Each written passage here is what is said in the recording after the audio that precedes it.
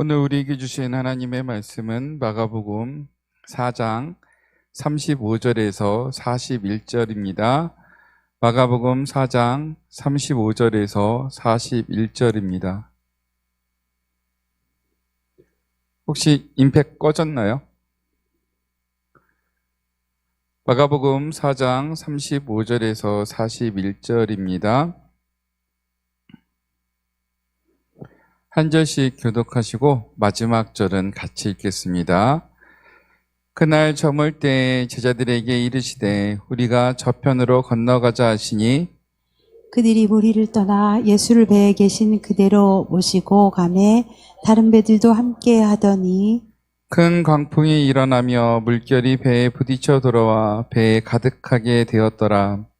예수께서는 고물에서 베개를 메고 주무시더니 제자들이 깨우며 이르되 선생님이여 우리가 죽게 된 것을 돌보지 아니하시나이까 하니 예수께서 깨어 바람을 꾸짖으시며 바다더러 이르시되 잠잠하라 고요하라 하시니 바람이 그치고 아주 잔잔하여지더라. 이에 제자들에게 이르시되 어찌하여 이렇게 무서워하느냐 너희가 어찌 믿음이 없느냐 하시니 같이 읽겠습니다. 그들이 심히 두려워하여 서로 말하되 그가 누구이기에 바람과 바다도 순종하는가 하였더라. 아멘. 사랑과 은혜가 풍성하신 하나님, 이 시간 말씀 앞에 서며 주님의 은혜를 구합니다. 부족한 종은 십자가 그늘에 감추어 주시고 성령님께서 주시는 하나님의 말씀이 온전히 선포되게 하여 주시옵소서. 말씀을 전하는 입술과 말씀을 듣는 우리의 마음을 열어주셔서 이 말씀이 생명과 변화의 능력이 되게 하옵소서. 이 모든 시간 가운데 오직 주님만 드러나시기를 원하오며 예수님의 이름으로 간절히 기도드립니다. 아멘. 오늘은 본문의 말씀을 가지고 그분은 우리의 거울입니다 라는 제목으로 함께 나누려고 합니다. 자, 첫 번째, 우리는 모두 그리스도인이라고 불리는데요. 그 이름은 단순히 종교를 가진 사람이라는 뜻이 아니에요. 다른 종교에서 그렇게 말하는 것은 그 종교를 가진 사람이란 뜻인데 우리에게는 이 말은 다른 말이죠.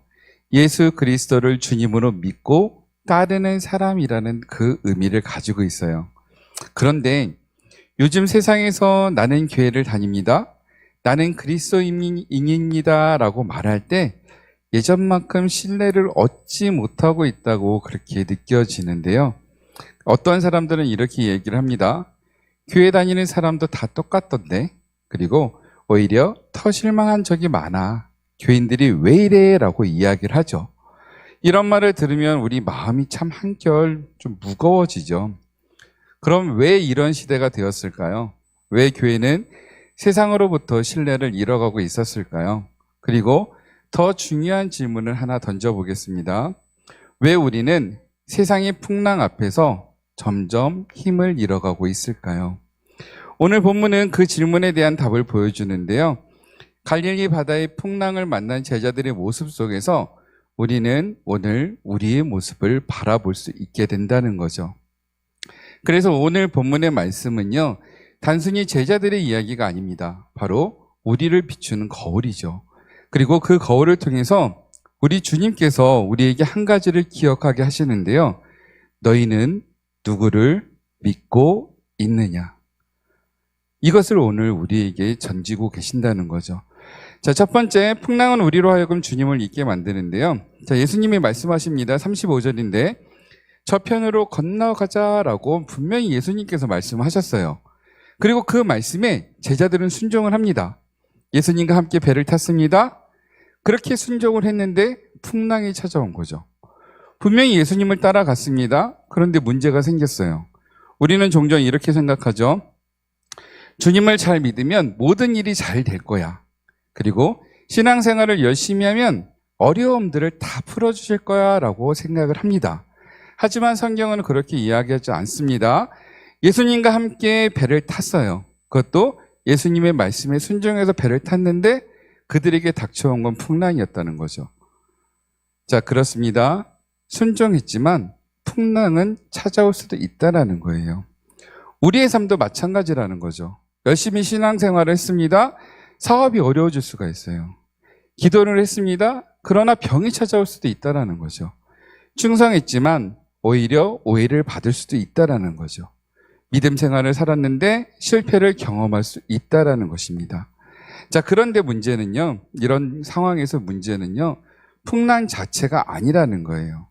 우리에게 닥친 문제는 풍랑으로 하여금 우리가 주님을 잊게 만든다는 것이죠. 예수님을 따른다고 할지라도, 우리가 신앙생활을 한다 할지라도, 하나님께 나와서 기도하고 하나님께 나와서 열심을 섬긴다 할지라도 풍랑은 찾아올 수가 있습니다. 자, 그러나 그 풍랑이 찾아올 때 우리의 모습을 한번 되돌아보셔야 한다는 거죠. 자, 이제 제자들의 한번 모습을 볼까요? 제자들은요, 예수님과 함께 다녔습니다. 지금까지 수많은 기적을 그들은 직접 봤어요. 저희들이 아마 예수님의 기적 중에 한 가지만 봤어도 예수님을 그렇게 따라다닐 것 같고 예수님께 순종할 것 같은데, 제자들은요, 이 오랜 시간 동안, 3년이라는 시간 동안 같이 자고 같이 생활하면서 예수님이 하신 모든 것들을 봐왔잖아요. 병든 자가 고침을 받는 것도 보았고요. 귀신 들린 자가 쫓겨나는 것, 귀신이 쫓겨나는 것도 분명히 보았어요. 그리고 예수님으로부터 수많은 가르침을 듣고 배웠죠. 근데 오늘 본문을 보니까요, 풍랑 앞에서 모든 걸 다 잊어버려요. 그 예수님과 생활하면서 예수님으로부터 배웠던 모든 것들을 그 시련 앞에 다 날려버린 거죠. 자, 근데 이런 모습 우리도 마찬가지예요. 지난날 하나님이 도우셨던 기억이 분명히 있습니다. 기도를 열심히 해서 그 기도에 대한 응답을 받았던 적도 분명히 있어요. 그리고 하나님으로부터 큰 위로를 받은 적 분명히 있습니다. 그리고 눈물 흘리며 기도했을 때 하나님이 우리를 도우셨던 그 은혜조차 우리에게 분명히 있어요. 자, 그런데요, 새로운 시련, 즉 새로운 풍랑이 다가오면요, 마치 우리는 하나님께서 한 번도 우리에게 역사하지 않은 것처럼 그렇게 두려워한다는 거죠. 예전에 우리가 겪었던 그 모든 시련, 하나님의 은혜로 그것을 겪어 나갔어요. 충분히 이겼습니다. 우리가 찬양하는 것 중에 가사가 이렇게 넉넉히 이기시리라는 그 넉넉히 이기는 것을 우리는 분명히 경험을 했어요. 근데 이번에 닥쳐오는 시련 앞에서는요, 그 모든 것들이 다 사라져 버리는 거예요.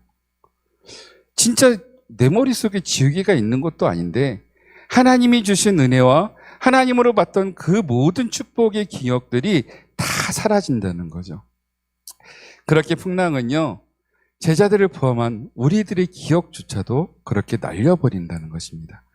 따라서 믿음의 첫 번째 싸움은요, 바로 기억의 싸움이라는 거죠. 우리는 반드시 하나님이 주신 기억을 먼저 붙잡아야 합니다. 하나님이 우리에게 주셨던 그것을 먼저 잡아야 된다는 거죠. 하나님이 우리를 위로하셨던 그 기억을 꼭 생각해내야 한다는 겁니다.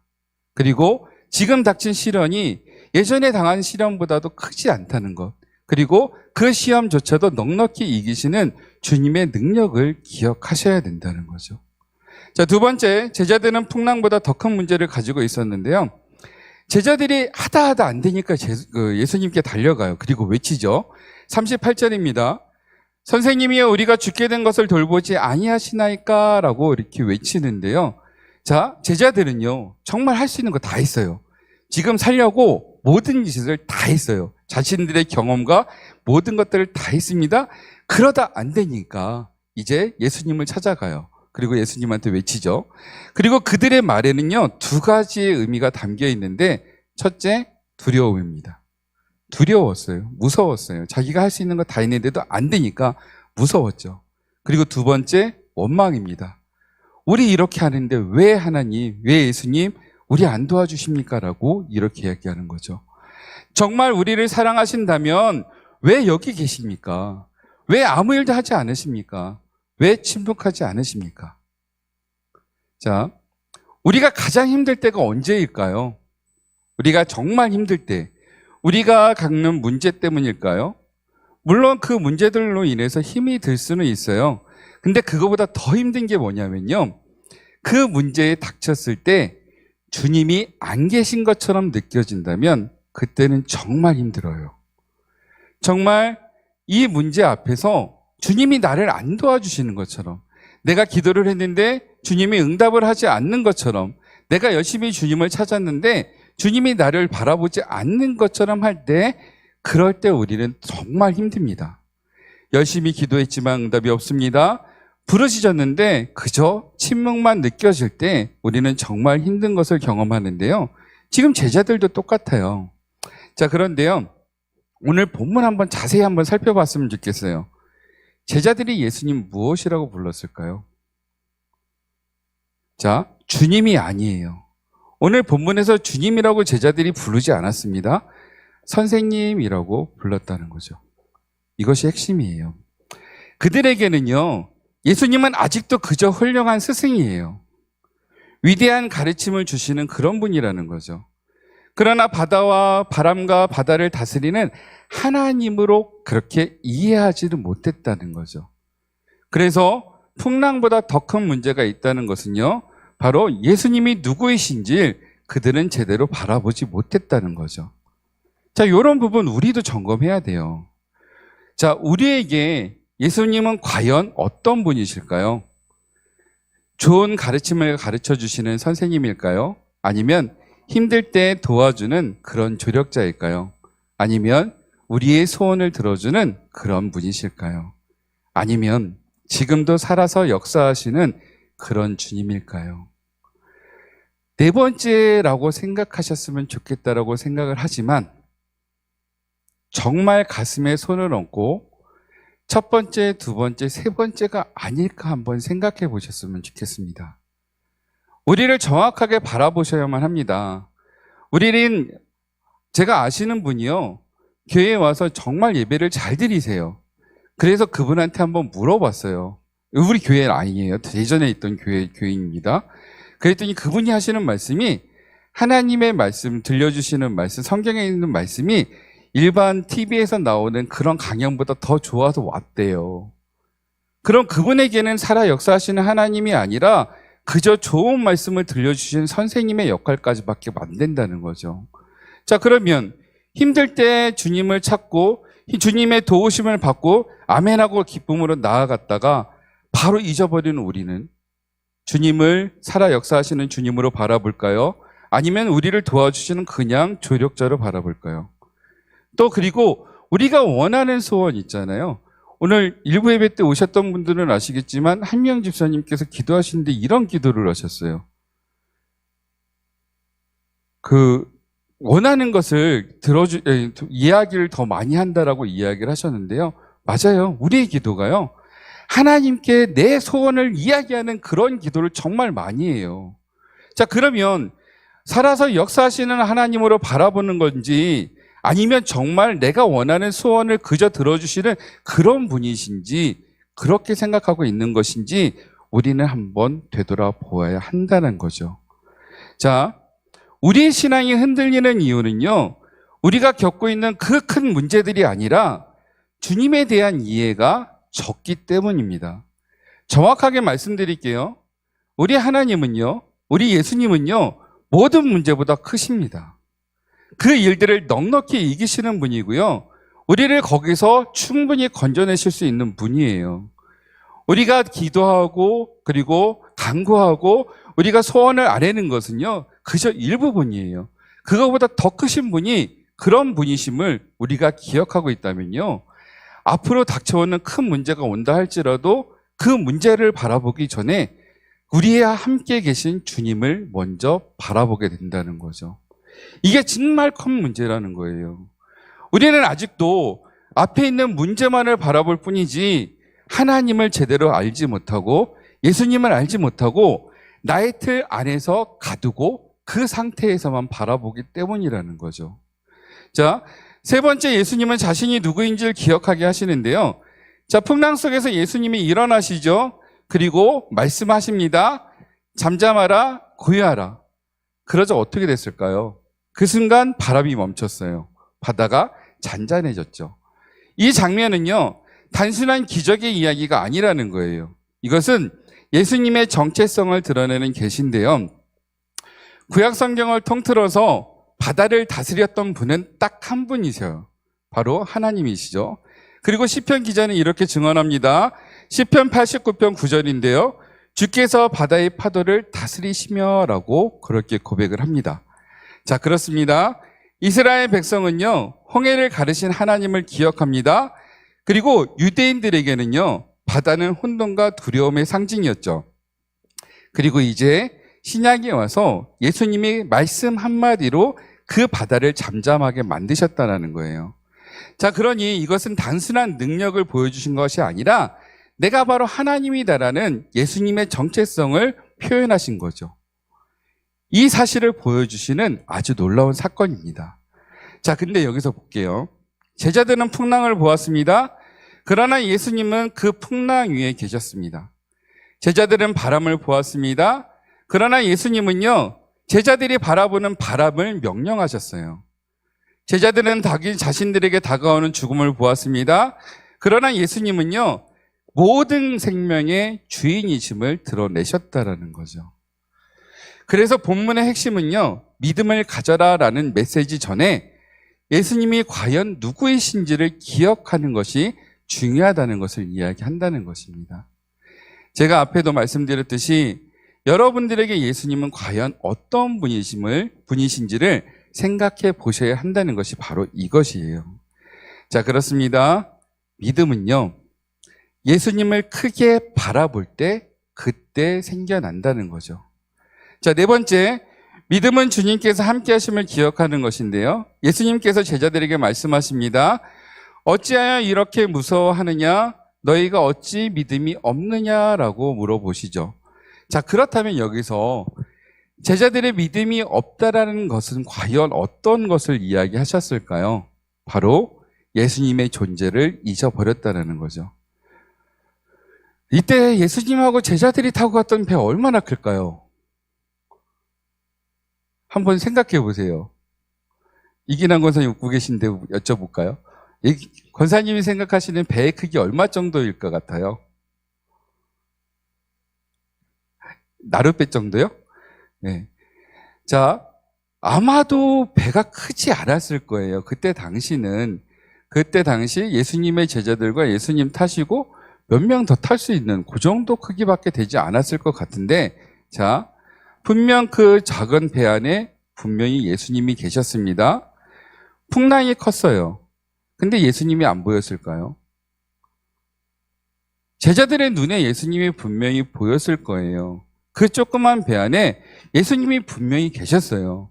숨어 계신 것도 아니에요. 너무 당당하게 뒤편에서 누워서 기대서 주무시고 계셨다라고 성경은 이야기하잖아요. 예수님이 분명히 그들 눈에는 보였는데 그들은 예수님의 존재를 바라보지 못합니다. 왜냐하면 그 앞에 있는 풍랑이 더 무서웠거든요. 더 두려웠거든요. 그들의 마음을 사로잡았고요. 그들의 시선을 빼앗았기 때문에 결국 예수님이 보이지 않았습니다. 주님은 계셨습니다. 근데 풍랑의 크기는 컸지만 풍랑보다 더 큰 분이 그 안에 계셨어요. 그럼에도 불구하고 제자들은 풍랑만을 바라봅니다. 더 큰 분이 계셨음에도 불구하고 주님을 바라보지 못했다는 거죠. 근데 우리도 똑같아요. 우리에게 문제가 생기면요, 그 문제만을 바라봅니다. 우리에게 상처가 생기면요, 다른 것도 안 보이고요, 그 상처만 바라보게 됩니다. 우리가 겪고 있는 현실이 아프면요, 다른 게 안 보이고요, 그 현실만 바라보게 된다는 거죠. 자, 그런데요, 한번 생각해 보세요. 믿음은 현실을 부정하는 것이 절대 아니에요. 현실을 부정하라는 것이 아니에요. 현실보다 크신 하나님을 기억해내는 거예요. 정말로 문 앞엔 우리가 닥치는 문제가 클 수도 있어요. 그런데 그것보다 더 크신 분이 하나님이심을 기억해낸다면요, 우리는 그 앞에서도 당당할 수가 있다는 거죠. 정말로 크신 예수님을 바라보신다면요, 우리가 어려워서 두려워서 그것밖에 안 보이지만 그래도 그것을 떠올린다면 그것을 이겨낼 수 있는 힘이 된다는 거죠. 그래서 제가 오늘 믿음은 기억이라고 말씀드리는 거예요. 하나님이 누구신지를 기억하는 것이 믿음입니다. 하나님이 행하신 일을 기억해내는 것이 바로 믿음이고요. 하나님이 나와 함께 계신다는 것을 기억하고 따르는 것이 믿음입니다. 그리고 내가 어디에 있든지 무엇을 하든지 어떤 상황이든지 주님은 결코 나를 버리시지 않는다는 것을 기억해내고 그 앞으로 나아가는 것이 바로 믿음이라는 거죠. 우리는 어쩌면 이것에 좀 너무 약해 보여요. 정말 약해요. 지금 당장 눈앞에 보이는 것만을 믿기 때문이라고도 이야기를 할 수 있는데요. 근데 성경을 보니까요. 예전부터 사람들이 이랬나 봐요. 우리들만 그런 문제가 아니에요. 신명기에서 가장 많이 나오는 단어 중에 하나가 바로 기억하라입니다. 왜냐하면요. 하나님은 그 기억을 잃으면 믿음을 잃는다는 것을 우리들에게 미리 계속해서 말씀하셨어요. 그리고 우리는 그것을 배우고 잊어버리고 배우고 잊어버리고 배우고 잊어버렸는데 이제는 제발 그것을 잊어버리지 않았으면 좋겠어요. 우리는 하나님으로부터 받은 사랑이 정말 많습니다. 그리고 받을 사랑조차 너무 많아요. 헤아릴 수 없는 것처럼 너무나 많습니다. 그것을 기억해내시면요. 우리는 넉넉히 이길 수 있다는 거죠. 자, 다섯 번째, 그분은 우리를 비추는 거울인데요. 본문 마지막에 제자들이 말합니다. 그가 누구이기에 바람과 바다도 순종하는가? 사실 이 질문은요. 마가복음이 독자들에게 던지는 질문이에요. 너 예수님을 누구라고 생각하니? 이 질문에 대한 역으로 대답한 거죠. 자, 그리고 오늘 이 질문은 바로 우리들에게도 주어집니다. 왜냐하면요. 지금 제자들의 모습은 우리를 비추는 거울이에요. 제가 설교 제목을 이렇게 적었을 때 그분이 바로 예수님이라고 생각하신 분들도 계실 수 있었을 거예요. 제가 일부러 착각하시라고 그분이라고 이야기를 지금 설교 제목을 썼어요. 그런데 오늘 우리의 거울은요. 제자들이었어요. 제자들의 모습이 우리를 비추는 거울입니다. 풍랑 앞에서 두려워했던 모습, 주님을 원망하는 그 모습, 주님을 그저 선생님으로만 생각했던 그 모습, 바로 그 모습이 지금 우리의 모습이기 때문이에요. 자, 그런데 거기서 끝치는 것이 아니라요. 오늘 본문은 또 다른 모습을 보여주고 계시죠. 풍랑 속에서도 편안하신 예수님, 그리고 모든 것을 다스리시는 예수님, 그리고 살아 역사하시는 예수님, 그리고 이제 그분이 바로 우리의 주님이라고 우리들에게 말씀하신 거죠. 자, 이제 우리는 거울 앞에 서야만 합니다. 지금 내가 어떤 예수님을 믿고 있는지, 우리의 예수님을 성경 속 그저 과거의 예수님인지 아니면 지금도 나와 함께 계시며 살아 역사하시는 하나님인지를 분명히 기억해내야 한다는 거죠. 그리고 오늘 마가복음의 저자가 우리들에게 던지는 그 질문에 대해서 우리는 정확한 답을 해야 한다는 거죠. 이제 말씀을 마치겠습니다. 자, 기억하는 사람은 흔들리지 않는다라는 부제목을 달았는데요. 세상은 점점 우리를 거센 풍랑처럼 흔들 수가 있어요. 여러분들이 지금까지 겪었던 풍랑보다 더 큰 풍랑이 우리들에게 다가올 수도 있습니다. 교회를 향한 시선은 지금보다도 더 차가워질 수도 있습니다. 우리의 삶에도 지금까지 생각했던 것과 달리 예상치 못했던 어려움들이 찾아올 수가 있어요. 분명히 그럴 수 있어요. 자, 그런데 중요한 것은요, 풍랑의 크기가 아니라는 거예요. 왜냐하면 우리가 타고 있는 그 배에는 우리에게는 주님이 항상 함께 계시기 때문이라는 거죠. 풍랑을 바라보지 마시고요. 그 풍랑 속에서도 우리와 함께 계시는 주님을 바라보셨으면 좋겠습니다. 그리고 그 풍랑을 넉넉히 이겨주실 그분이 우리와 함께 계신다는 것을 기억하셨으면 좋겠어요. 정말 여러분들이 이거 하나를 기억하신다면 어떠한 상황이든지 어떤 문제 앞에서도 당당하게 나아갈 수 있다라는 거죠. 자, 오늘 본문은 우리에게 분명하게 말씀하십니다. 주님은 과거에만 계시는 분이 아니시고 지금도 살아계시고 살아 역사하시고 바로 누구와 함께 계시냐면 바로 나와 함께 계신다는 사실입니다. 그저 누군가가 아닙니다. 바로 내 자신, 바로 여러분이라는 거예요. 지금도 우리와 함께 계신다는 거죠. 지금도 함께 하시고 지금도 다스리시고 지금도 우리를 위해서, 아니 나를 위해서 일하고 계신다는 사실을 반드시 기억해내셔야만 합니다. 그리고 주님이 누구이신지를 기억하시고요. 주님이 하신 일을 기억하시고요. 주님이 나와 함께 한다는 사실을 반드시 잊지 말아야 한다는 거죠. 자, 이제 정리 한 번 더 드릴게요. 풍랑이 올 때 두려움을 기억하지 마시고요. 풍랑이 올 때 실패를 기억하지 마시고요. 풍랑이 올 때 주님의 임재를 기억하셨으면 좋겠어요. 풍랑이 올 때 주님이 우리에게 보여주셨던 그 신실하심을 기억해 내셔야만 합니다. 그리고 그것을 이기게 하시는 주님의 능력을 반드시 떠올리셨으면 좋겠어요. 그럴 때 우리는 흔들리는 세상 속에서도요, 흔들리지 않는 믿음으로 살아가게 될 것이라는 거죠. 그리고 우리의 삶을 통해서 사람들은 다시금 살아계신 하나님을 바라볼 수 있게 된다는 거죠. 광고 중에 흔들리지 않는 그 편안함이라는 그 광고 보이시죠? 기억나시죠? 하도 많이 나왔으니까. 하나님이 어쩌면 그런 모습이에요.